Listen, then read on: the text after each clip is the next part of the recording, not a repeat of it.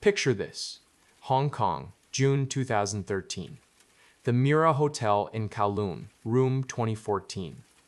A man sits on the bed, laptop open, curtains drawn against the city lights. He's placed pillows against the door to muffle sound. The room's phones are unplugged. His mobile phones, he has several, are in the refrigerator. The metal walls block signals. No one can listen through a phone that can't transmit. He's thin, pale, wire-rimmed glasses, and the look of someone who hasn't slept properly in weeks. He's 30 years old, but he could pass for younger. There's something boyish about him, something that hasn't quite hardened into adult certainty. He's been here since May 21st, nearly 3 weeks in this room, ordering room service, watching the news, waiting. His name is Edward Snowden. 3 weeks ago, he was an intelligence contractor with a security clearance, a girlfriend, a house near the beach in Hawaii. He had a career, a future, a life that made sense. Now, he has a laptop full of classified documents, thousands of them, stamped with classification markings at the highest levels of American intelligence. Documents that describe programs most Americans have never heard of. Programs that collect data on hundreds of millions of people. Programs that map the digital lives of entire populations. He's waiting for journalists. 2 of them, Glenn Greenwald and Laura Poitras, are on their way. They've never met him in person. For months, he's communicated with them only through encrypted channels, using a code name, Virax, Latin for truth teller. He told them how to find him. Go to the 3rd floor of the mall connected to the hotel. Stand outside a restaurant. Wait for a man carrying a Rubik's Cube. Ask him when the restaurant opens. He'll tell you the time, then warn you. The food is bad. A puzzle. A signal. A recognition game. In a city of 7 million people. In the weeks before he left Hawaii, he put his affairs in order, with the quiet precision of someone who doesn't expect to come back. He withdrew his savings and left cash in a box for Lindsay to find. He fixed things around the house. Doors that stuck. Light bulbs that had burned out. Small repairs that had waited months. He later wrote that everything was imbued with this sense of an ending. The man with the Rubik's Cube is about to become the most wanted person in America. On June 2nd, Greenwald and Poitras land in Hong Kong. They're nervous. For months, they've been communicating with a source who claims to have evidence of vast surveillance programs. He could be real. He could be a fantasist. He could be a trap. A government sting operation designed to expose journalists who traffic in classified information. They find the restaurant on the 3rd floor. They wait. And then they see him. Younger than they expected. Thinner. Clutching the Rubik's Cube in his left hand.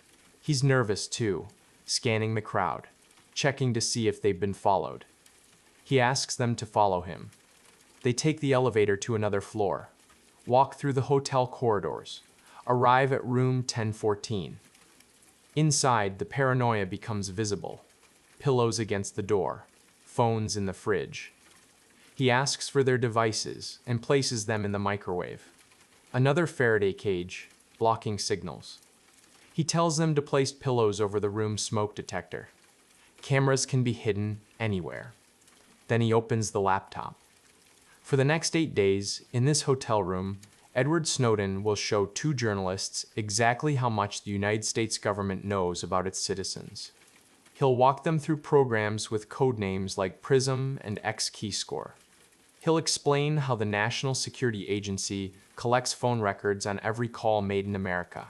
He'll reveal a surveillance apparatus that reaches into the servers of the world's largest technology companies. And then, on June 9th, he'll do something almost no whistleblower has ever done. He'll tell the world his name.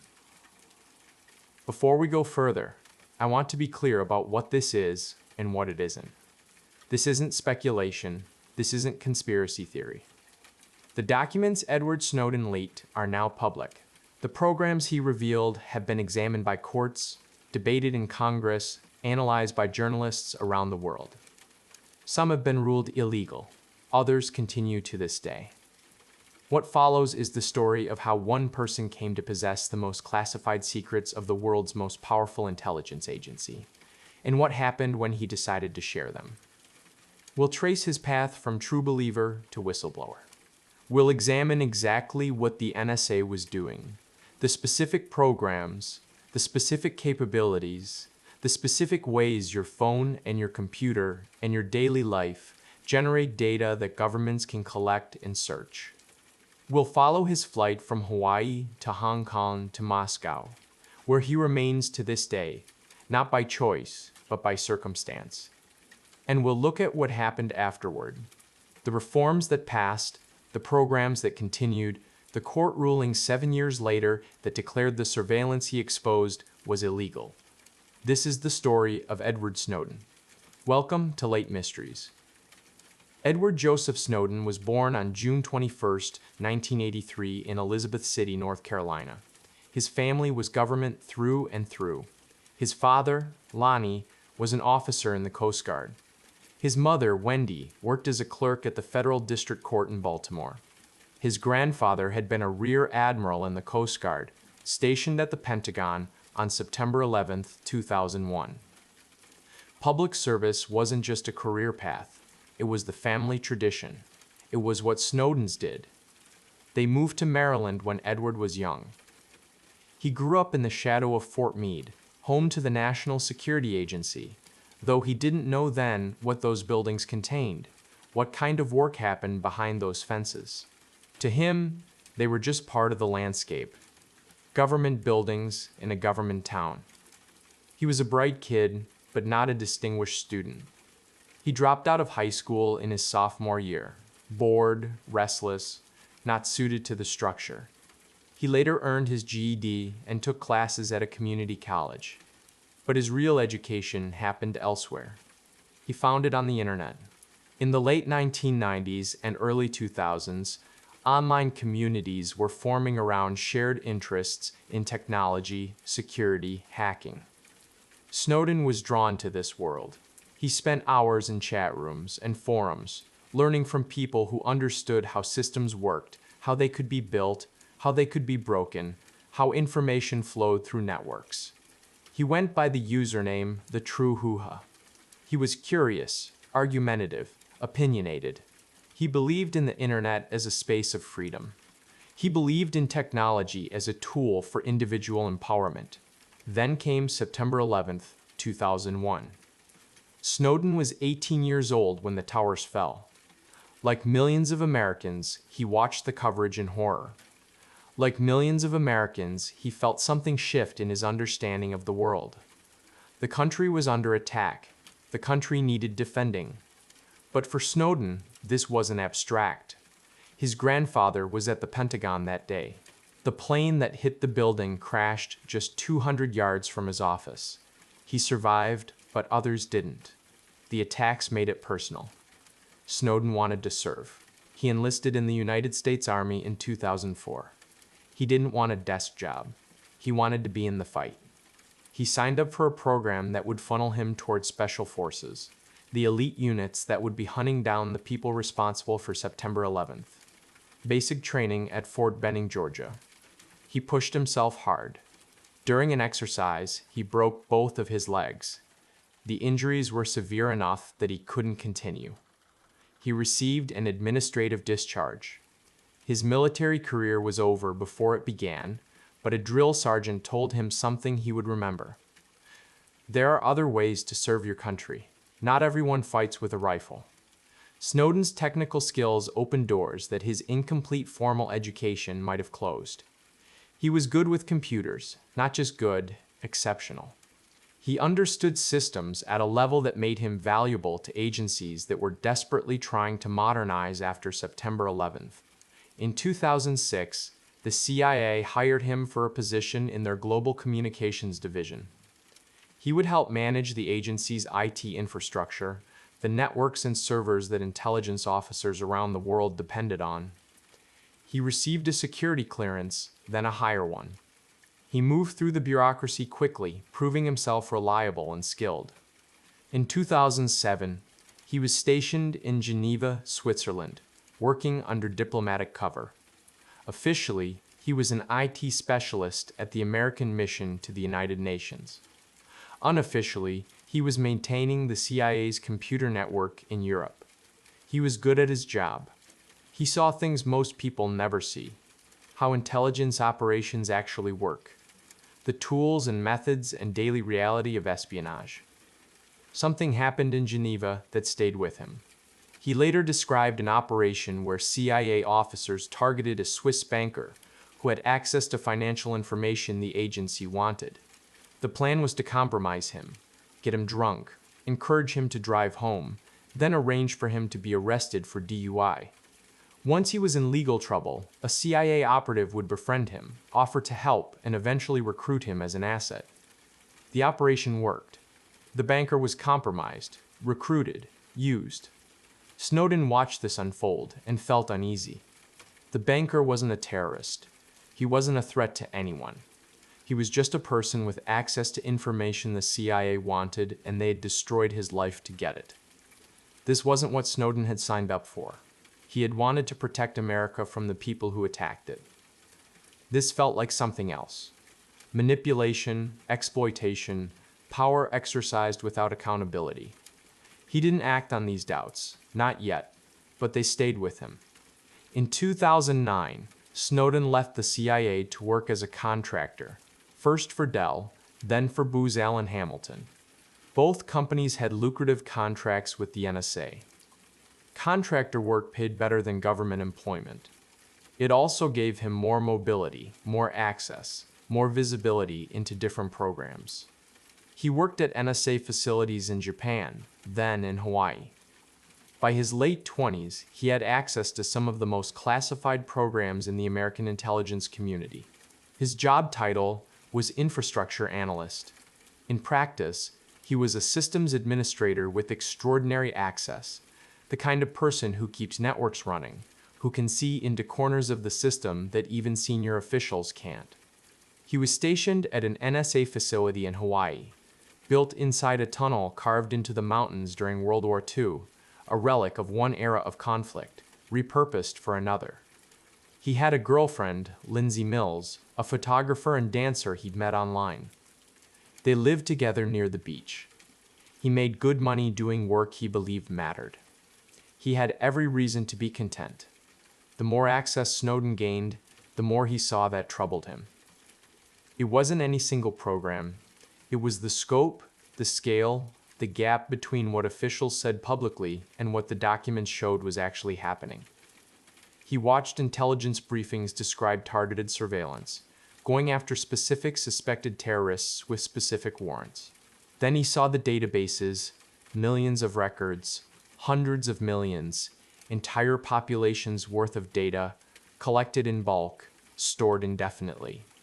He saw programs that collected every phone record in America, not the content of calls, but the metadata.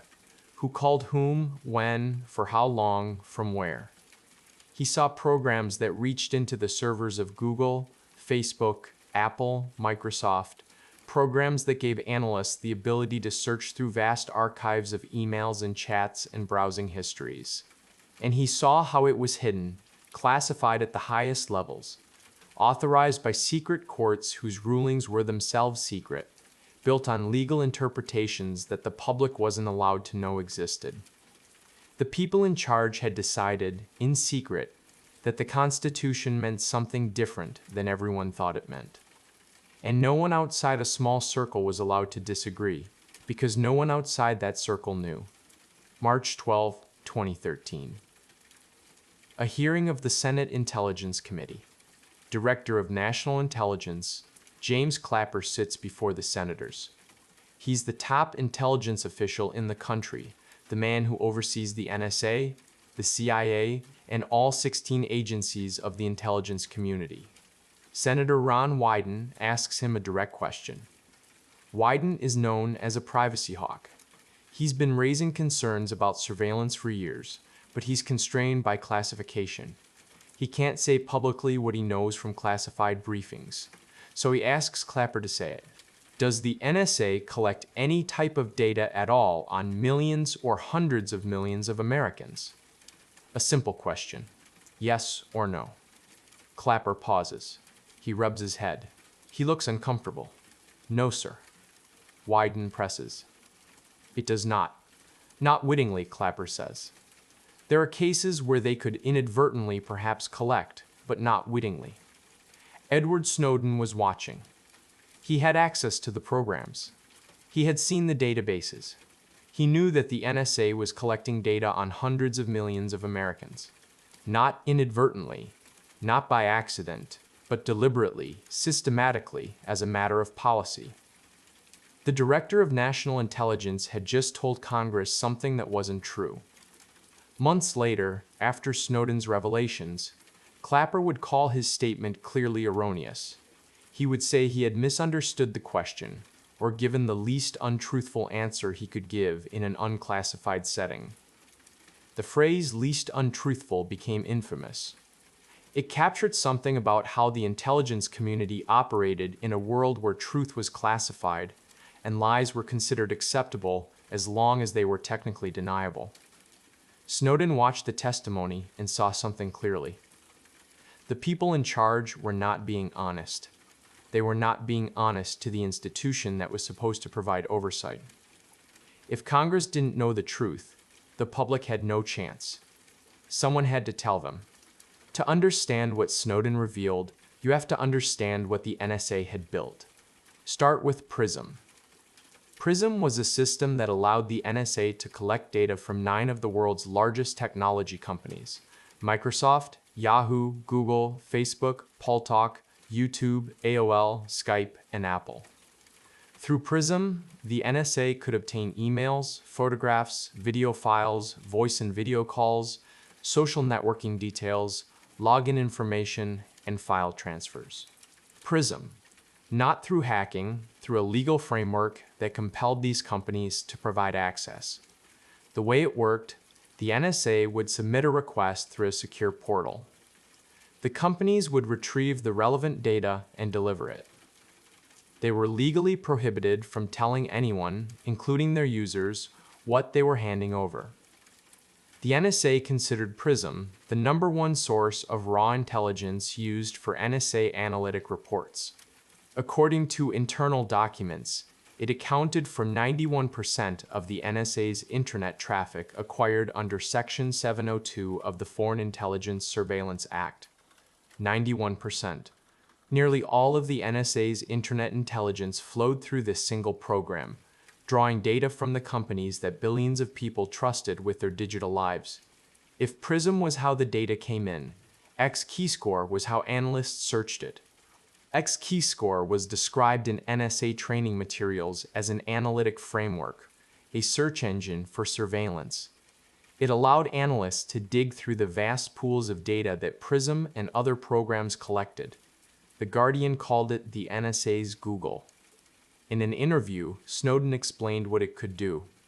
I, sitting at my desk, could wiretap anyone, from you or your accountant to a federal judge to even the president, if I had a personal email.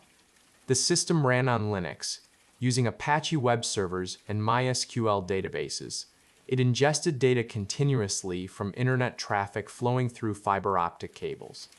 An analyst could type in an email address, a phone number, a name. The system would return everything associated with that identifier: emails, chats, browsing history, login records. No warrant required for the initial search. An analyst could query the database based on what the NSA called reasonable articulable suspicion, a standard far lower than probable cause. To encourage analysts to master the system, the NSA incorporated gamification features. Good performance earned skills. Points. Analysts could unlock achievements. Training units competed to see who could accumulate the highest scores. They had turned surveillance into a video game. The NSA didn't work alone. For decades, the United States had maintained intelligence sharing agreements with 4 close allies: the United Kingdom, Canada, Australia, and New Zealand. Together, they were known as the Five Eyes. Under these agreements, the 5 countries shared surveillance infrastructure, data, and techniques. If one country collected something, the others could access it. The British agency, GCHQ, Government Communications Headquarters, operated programs that complemented and sometimes exceeded what the NSA could do. One program, called Tempora, tapped directly into the fiber optic cables that carry internet traffic in and out of the United Kingdom. GCHQ could store the content of communications for 3 days and the metadata for 3 days, creating a rolling buffer of virtually everything that passed through, Snowden said of GCHQ. They are worse than the US. The Five Eyes arrangement created a kind of surveillance network that circled the globe. Data that one agency was prohibited from collecting on its own citizens might be collected by a partner agency instead and then shared. The boundaries between domestic and foreign surveillance blurred. All of this was authorized by a court that most Americans had never heard of. The Foreign Intelligence Surveillance Court, the FISA Court, was created in 1978 to provide judicial oversight of intelligence collection. Its judges met in secret. Its proceedings were classified. Its rulings were not published. In theory, the FISA Court was a check on executive power, a way to ensure that surveillance requests met legal standards. In practice, it had become something else. The court heard only one side of each case, the government's. There was no adversarial process, no defense attorney, no one to argue against the surveillance request. Judges reviewed applications from intelligence agencies. Authorities, and almost always, approved them. Between 1979 and 2012, the FISA Court approved 33,949 surveillance requests. It denied 11. That's an approval rate of 99.97%. Beyond individual surveillance orders, the FISA Court had begun issuing sweeping legal interpretations that redefined what the law meant. These interpretations were themselves classified.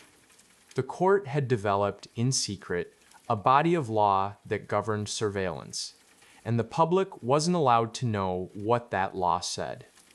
One opinion, written in 2011, concluded that the government could collect not just communications involving surveillance targets, but vast amounts of communications that were merely about those targets. The about collection swept up communications where a target's email address or phone number was merely mentioned, even if the target wasn't a party to the communication. This was the legal architecture that made bulk surveillance possible. Then, there was the Bulk Phone Records Program. Under authority granted by Section 215 of the Patriot Act, the NSA collected metadata on every phone call made in the United States. Not the content of calls, the data about them, the numbers involved, the time of the call, the duration, the location of the callers. Every call, every day, every American with a phone. The government argued this was just metadata, not as sensitive as the content of conversations, not as invasive as actually listening. This turned out to be wrong. Here's what the government didn't tell you about metadata. Stuart Baker, the NSA's former general counsel, said it plainly in an interview. Metadata absolutely tells you everything about somebody's life. If you have enough metadata, you don't really need content. Consider this scenario, presented in court testimony by Edward Felton, a computer science professor at Princeton. A young woman calls her gynecologist. Immediately after, she calls her mother. Then she calls a man who, for the past few months, she has spoken to repeatedly after 11 p.m. Then she calls a family planning center that also offers abortions. No one listened to those calls. No one read any messages, but the story tells itself. That's what metadata reveals. Not what you said, but who you are. Researchers at Stanford conducted a study on phone metadata. They built an app that collected call and text records from volunteers, not content, just metadata. Who they called, when, for how long. With just 6 months of this data, the researchers could identify a participant with cardiac arrhythmia based on calls to a cardiology practice and a pharmacy that filled prescriptions for heart medication. A participant with multiple sclerosis, based on calls to a neurology clinic and a specialty pharmacy. A participant who had chosen to have an abortion and could identify which family member had supported her through the decision, based on the pattern of calls before and after. They could predict romantic relationships with startling accuracy. They could map social networks. Who knew whom? Who was central to a community who was isolated? They could infer religious affiliations based on calls to churches, mosques, synagogues. They could identify gun owners from calls to firearms dealers. All from metadata, all from who called whom and when. The researchers noted that their tools were relatively simple. The NSA, with its vast resources and sophisticated analysis capabilities, could do far more. Consider what the NSA's two-hop rule meant in practice.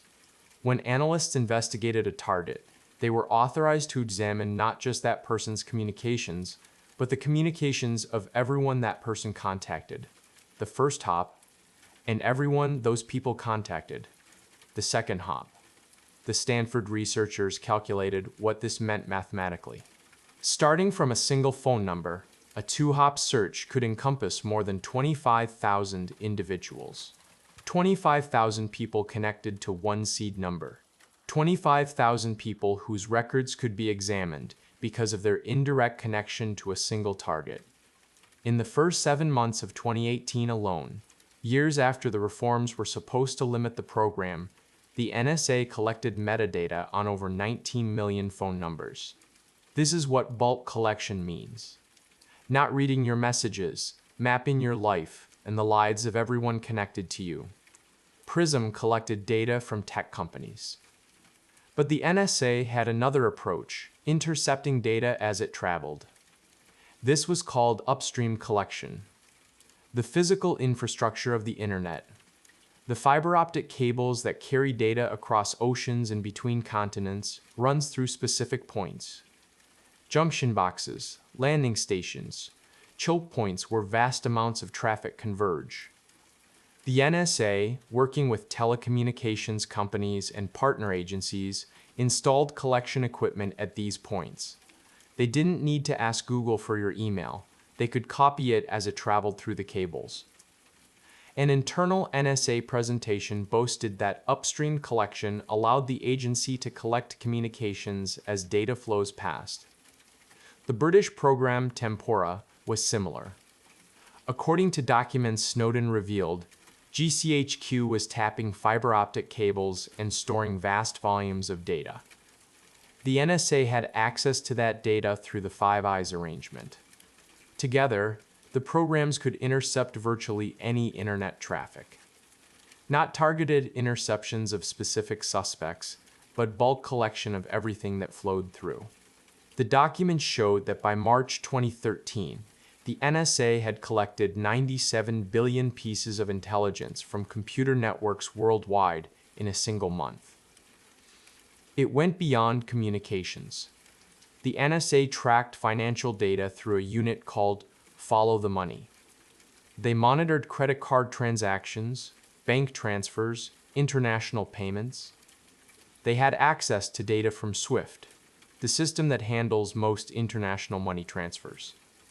They monitored the communications of world leaders, including allies. German Chancellor Angela Merkel's cell phone was tapped. So were the phones of Brazilian President Dilma Rousseff and Mexican presidents past and present. They conducted surveillance on international organizations, including the United Nations and the European Union. When the UN was debating Syria policy, the NSA was reading the internal communications of delegations. They gathered data on corporations, including Brazil's oil company Petrobras.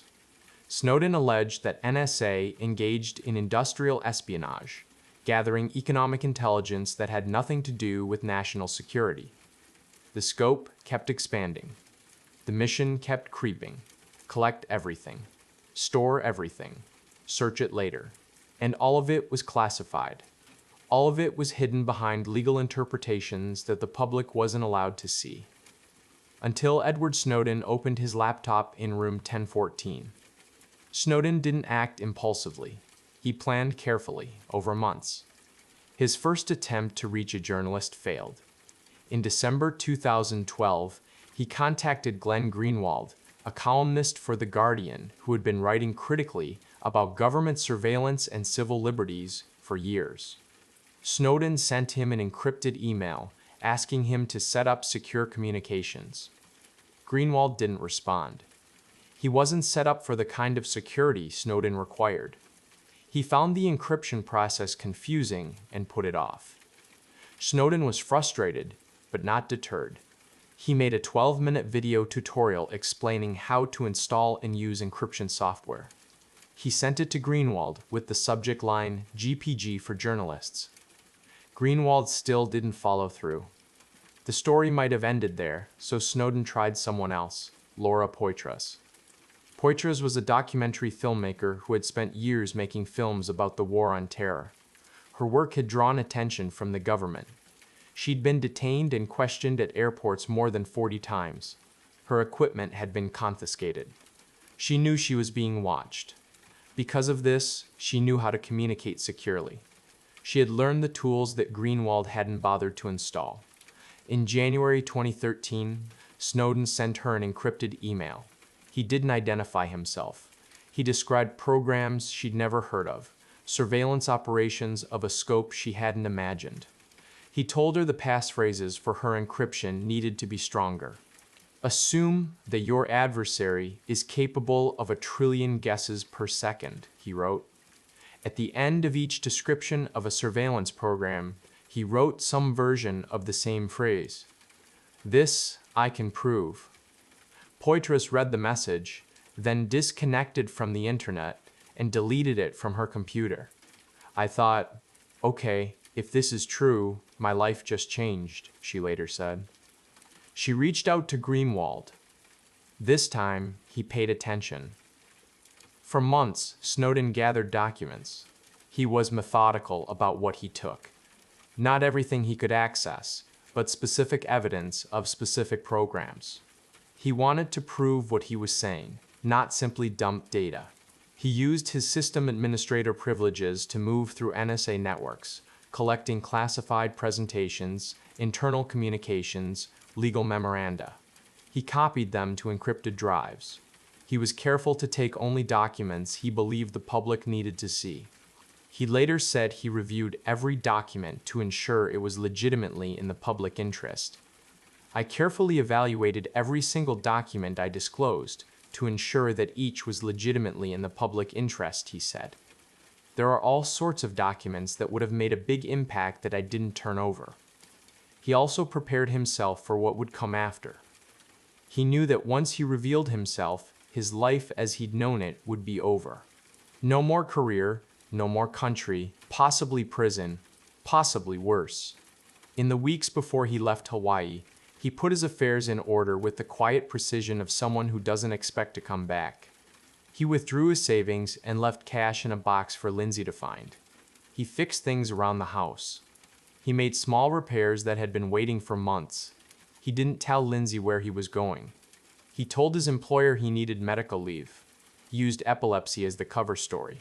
Then, in May 2013, he flew to Hong Kong. The choice of Hong Kong was deliberate. Snowden needed somewhere with a free press, somewhere journalists could publish without government interference. He needed somewhere outside immediate US jurisdiction, somewhere he couldn't be arrested before the stories came out. And he needed somewhere with enough rule of law that he wouldn't simply disappear. Hong Kong had all three. It had a tradition of press freedom inherited from British rule. It had an extradition treaty with the United States, but one that included exceptions for political cases, and it was far enough from Washington that he would have time to work with journalists before anyone could stop him. He checked into the Mira Hotel on May 21, 2013. He paid with his own credit card under his own name, room 104, and he waited for the journalists to arrive. Greenwald and Poitras arrived on June 2nd. They were joined by Ewan MacAskill, a veteran reporter from The Guardian's London office. For the next 8 days, They worked in that hotel room. Snowden walked them through the documents. He explained the programs, the legal authorities, the technical architecture. He answered their questions patiently, precisely. He was calm in a way that surprised them. He'd thought about this for a long time. He'd accepted the consequences. There was a strange peace in having made the decision. One thing he made clear from the beginning. He didn't want to be anonymous. He would identify himself publicly. He would take responsibility for what he was doing. Other whistleblowers had hidden behind anonymity. Snowden believed that was a mistake. If he was asking people to trust what he was revealing, he had to show his face. He had to let them judge his motives for themselves. "I have no intention of hiding who I am," he told them, "because I know I have done nothing wrong." June 5th, 2013. The Guardian publishes the first story. The headline, NSA collecting phone records of millions of Verizon customers daily. The document they published was a court order from the Foreign Intelligence Surveillance Court, requiring Verizon to hand over all call detail records for calls within the United States or between the US and abroad. Every call, every day. The reaction was immediate. Members of Congress demanded explanations. The White House scrambled to respond. Cable news went into continuous coverage mode. Some officials tried to minimize the revelation. "It's just metadata," they said, "not the content of calls. Not that invasive." But the document was undeniable. A secret court had ordered a telecommunications company to hand over records on every call its customers made. This wasn't targeted surveillance. This was bulk collection. June 6th, The Washington Post and The Guardian both published stories about PRISM. The NSA has been collecting data from 9 major technology companies. The tech companies issued carefully worded denials. They hadn't heard of a program called PRISM. They didn't provide direct access to their servers. The truth was more complicated. They provided data through a secure portal in response to legal demands they weren't allowed to discuss publicly. The semantics mattered to lawyers. To ordinary users, the effect was the same. Their data was flowing to the NSA. The stories kept coming. X-Keyscore, upstream collection, surveillance of foreign leaders, the secret legal interpretations of the FISA court. Each day brought new revelations. June 9th, 2013. The Guardian publishes a video interview with their source. Poitras had filmed it in the hotel room. Snowden sits against a plain background. He speaks calmly, deliberately. "My name is Edward Snowden. I'm 29 years old. I work for Booz Allen Hamilton as an infrastructure analyst for the NSA in Hawaii." He explains why he did it.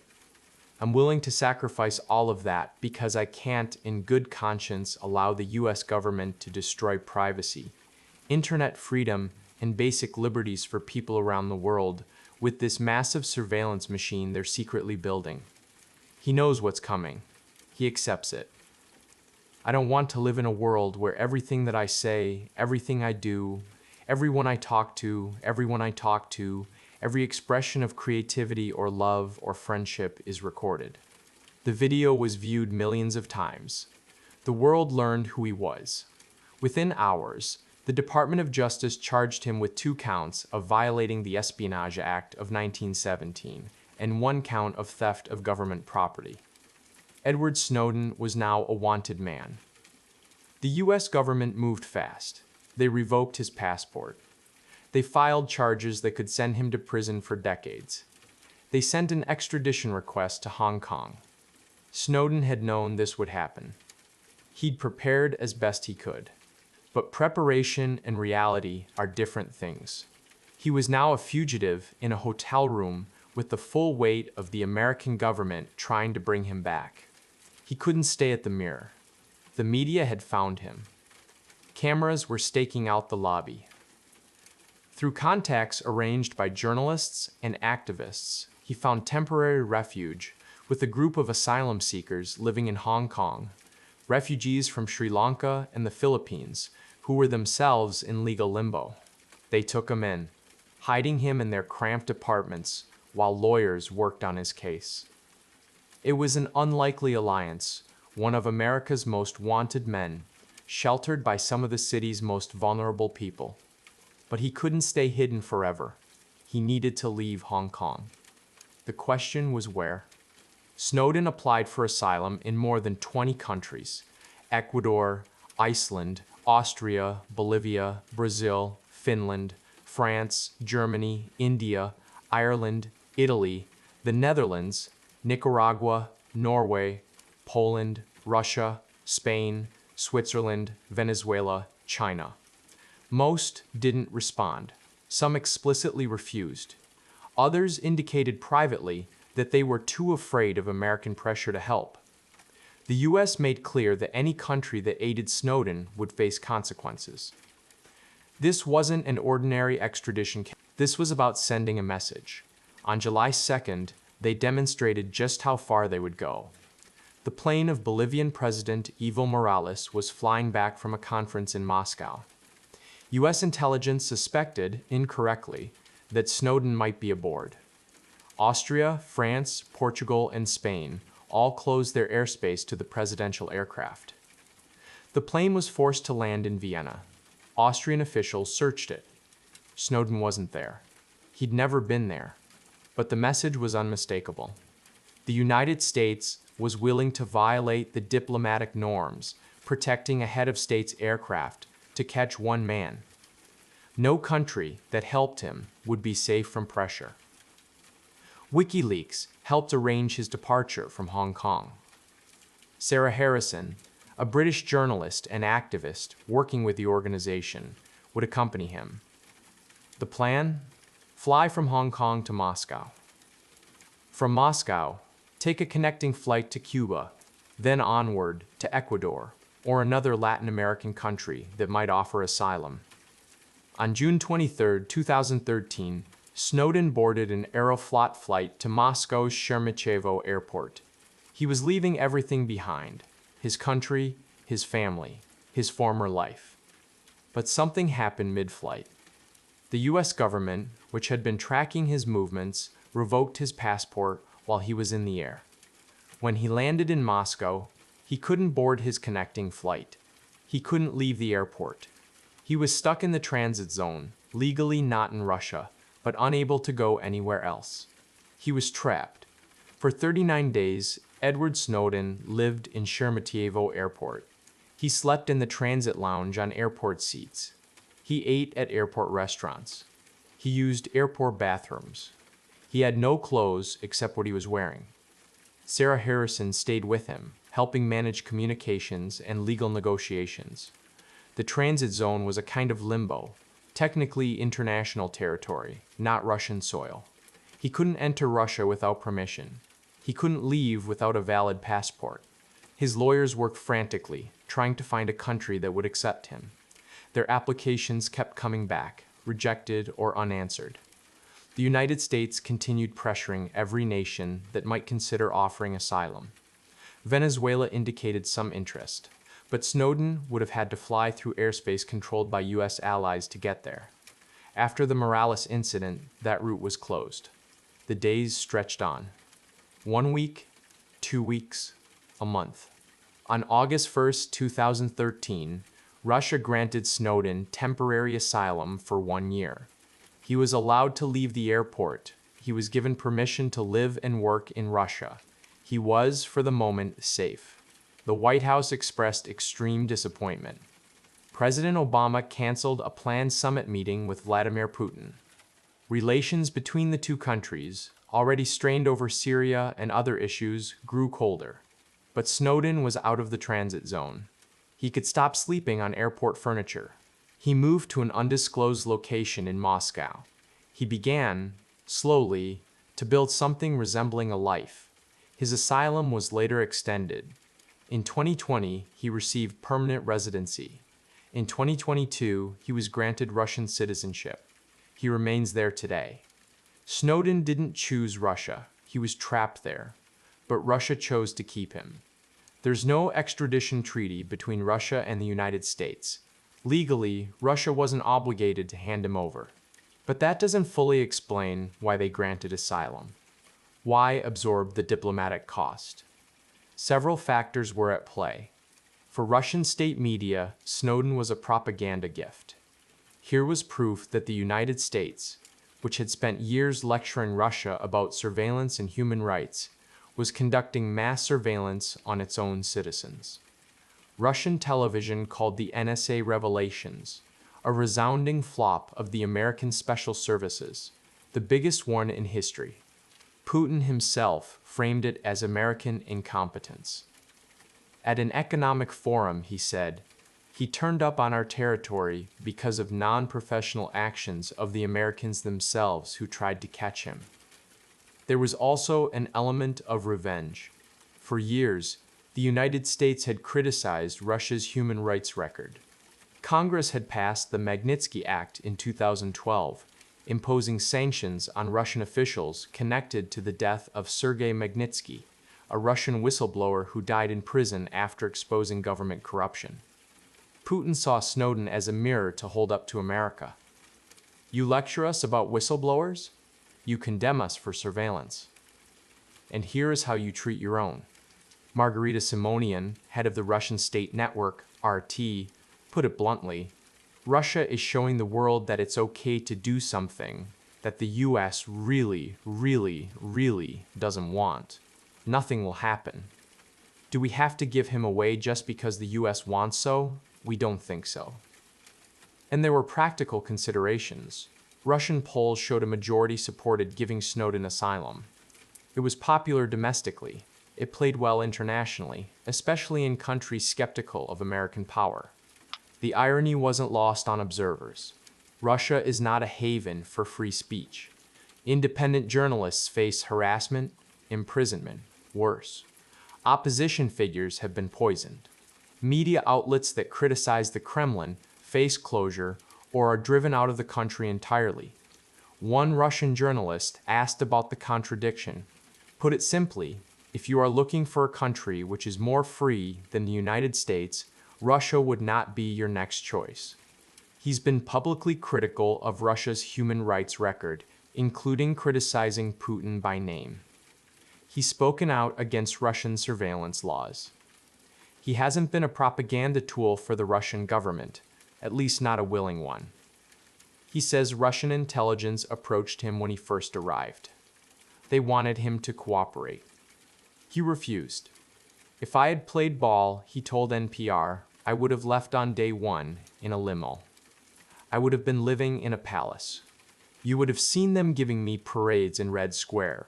Instead, he spent 39 days in an airport terminal. Other countries considered offering asylum. Germany, France, Brazil, but they feared American pressure. The US had already forced down a presidential plane on suspicion Snowden might be aboard. Russia was the only country willing to absorb the cost. Julian Assange, who advised Snowden during his flight, later explained the calculation. While Venezuela and Ecuador could protect him in the short term, over the long term, there could be a change in government. In Russia, he's safe, he's well regarded, and that is not likely to change.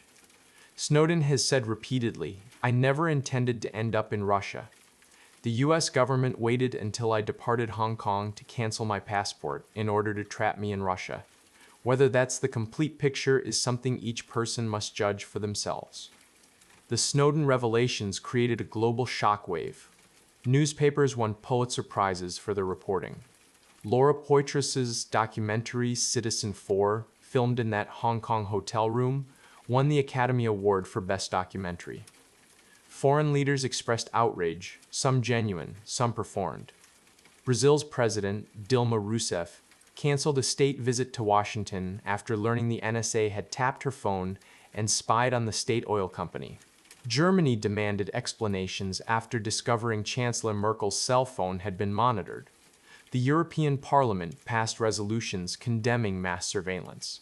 Congress held hearings. Officials who had previously denied the program's existence were forced to acknowledge them. The phrase least untruthful entered the political lexicon. President Obama appointed a review panel of intelligence and legal experts. They produced a report with 46 recommendations for reform. The president accepted some, modified others, rejected a few. The public learned terms like metadata and bulk collection and FISA court. For the first time, ordinary people understood what had been built in their name. Some things changed. In June 2015, Congress passed the USA Freedom Act. The law officially ended the bulk phone records collection program, at least in its original form. Under the new system, telecommunications companies would retain the data themselves. The NSA could no longer store it in their own databases. To access records, they would need to query the companies directly with specific selectors approved by the FISA court. The 3-hop rule was reduced to 2 hops. Some additional oversight mechanisms were added. The FISA court was required to appoint outside advocates to argue against surveillance requests in some cases. It was a reform. Whether it was sufficient reform was debated. The underlying authority, Section 7002 of FISA, remained intact. The FISA court still operated mostly in secret. The government could still collect data on Americans, just through a different mechanism. Tech companies, embarrassed by the revelations, began implementing stronger encryption. Apple made encryption the default on iPhones. Google encryption the default on iPhones. Google encrypted traffic between its data centers. Companies began publishing transparency reports about government data requests. Whether these changes were a genuine commitment to privacy or public relations remained debated. The legal system moved slowly, but it moved. On September 2, 2020, 7 years after the revelations, the Ninth Circuit Court of Appeals ruled on the bulk phone records program. The ruling was unanimous. The court found that the NSA's program had violated the Foreign Intelligence Surveillance Act, the government's legal justification that collecting everyone's records was relevant to terrorism investigations. Didn't hold up. The ruling went further. The judges wrote that the program may have violated the Fourth Amendment as well. They cited the Supreme Court's recent decisions, recognizing that modern technology changes the privacy calculus, that the digital trails we leave behind reveal far more about us than older forms of surveillance. The opinion cited Snowden's disclosures repeatedly. It noted that the public debate sparked by his revelations had led to the reforms Congress enacted. 7 years after he was charged as a criminal, a federal court ruled the program he exposed was illegal. Snowden posted on Twitter 7 years ago, as the news declared, "I was being charged as a criminal for speaking the truth." I never imagined that I would live to see our courts condemn the NSA's activities as unlawful and in the same ruling credit me for exposing them. And yet, that day has arrived. But other programs continued, and some expanded. Section 702 of FISA, the authority behind PRISM and other collection, was reauthorized by Congress in 2018 and again in April 2024. The 2024 reauthorization didn't just extend the program. Senator Ron Wyden, who had asked Clapper the question that prompted his not wittingly answer 11 years earlier, called the new law one of the most dramatic and terrifying expansions of government surveillance authority in history.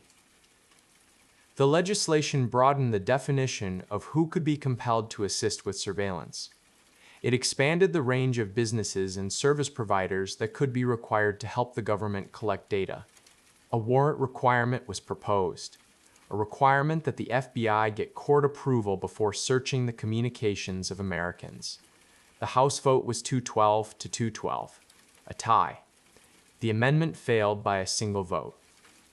Declassified reports revealed ongoing abuses.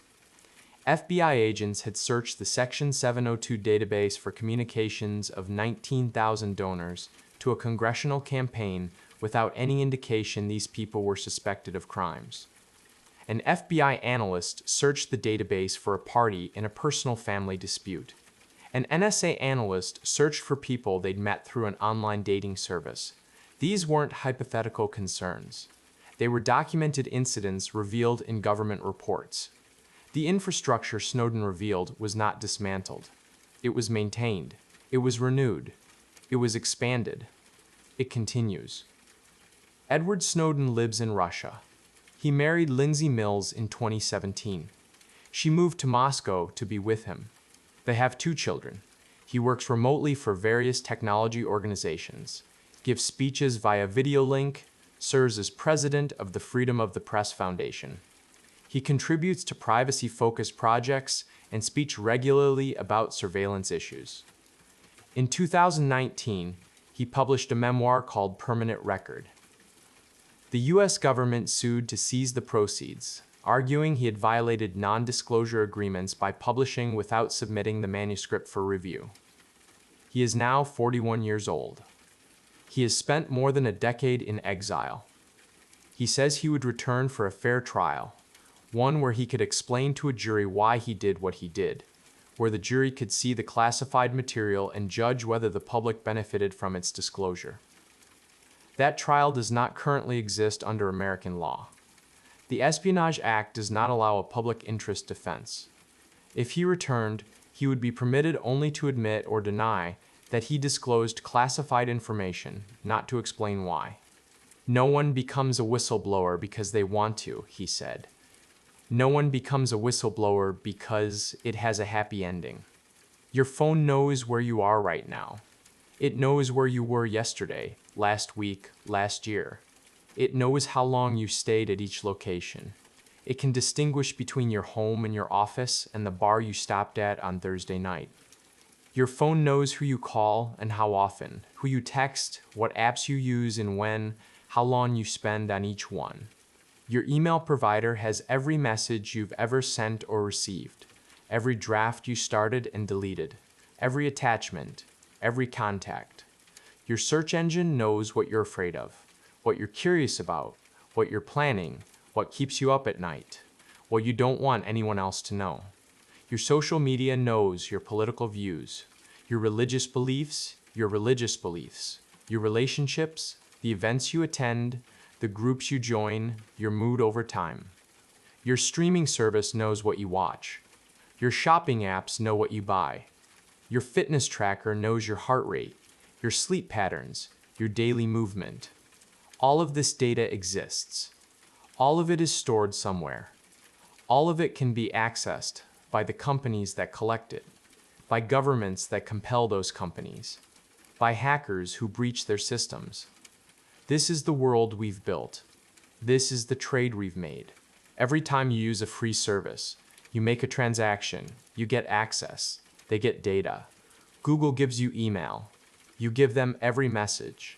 Facebook gives you a platform to connect with friends. You give them a map of your relationships. Your phone gives you convenience. You give it your location. Every moment of every day. The companies that collect this data have their own interests. They use it for advertising, for product development, for purposes spelled out in privacy policies no one reads. Governments have access to, through programs like PRISM, through requests to companies, through tapping cables and intercepting traffic, through legal frameworks that most people don't know exist. Edward Snowden believed people should understand this trade, should know its terms, should be able to make informed choices. I don't want to live in a world where everything I do and say is recorded, he said in that first interview. That is not something I am willing to support or live under. Whether Snowden was a hero or a traitor remains contested. To his supporters, he revealed illegal programs that the public had a right to know about. He sparked a global debate about surveillance and privacy. He sacrificed everything, his career, his country, his freedom, for a principle. To his critics, he broke the law. He damaged national security. He gave adversaries insight into American intelligence capabilities. He had no right to unilaterally decide what should be classified. Both positions have serious people who hold them. Both reflect genuine values. The value of security. the value of transparency, the value of following proper channels versus the value of exposing wrongdoing. What is not debatable is this. Before June 2013, the American public did not know the scope of what their government was doing. After June 2013, they did. What the courts decided is a matter of record. In 2020, a federal appeals court ruled that the bulk phone records program Snowden exposed was illegal. It violated the Foreign Intelligence Surveillance Act. It may have violated the Constitution. That ruling came 7 years after he was charged with crimes, 7 years after he fled, 7 years after the government called him a traitor. The program he exposed was ruled unlawful. The man who exposed it remains charged with espionage. The surveillance continues under different authorities. The debate continues about where the line should be drawn. Room 214, June 2013. A man with a Rubik's Cube waiting for journalists who will change his life and maybe change the world. He was 30 years old. He had a house near the beach, a girlfriend who loved him, a career that gave him purpose, a future that made sense. He gave all of it up because he believed you had a right to know what your government was doing. He believed that surveillance without accountability was dangerous. He believed that if people understood what was being done in their name, they would demand change. He was right about some things, perhaps wrong about others. The change he hoped for has been partial at best. He sits in that hotel room, documents on his laptop, knowing that within days, his face will be everywhere, and he'll never go home again. In the comments, tell me, did you know about these programs before tonight? Has what you learned changed how you think about the devices in your pocket, about the data you generate every day? Edward Snowden bet everything on a belief that the truth matters even when it's classified, that people deserve to know when their government is watching them. 11 years later, we're still deciding what to do with that truth. The surveillance continues. The debate continues. The question remains. This has been Late Mysteries. Late Mystery.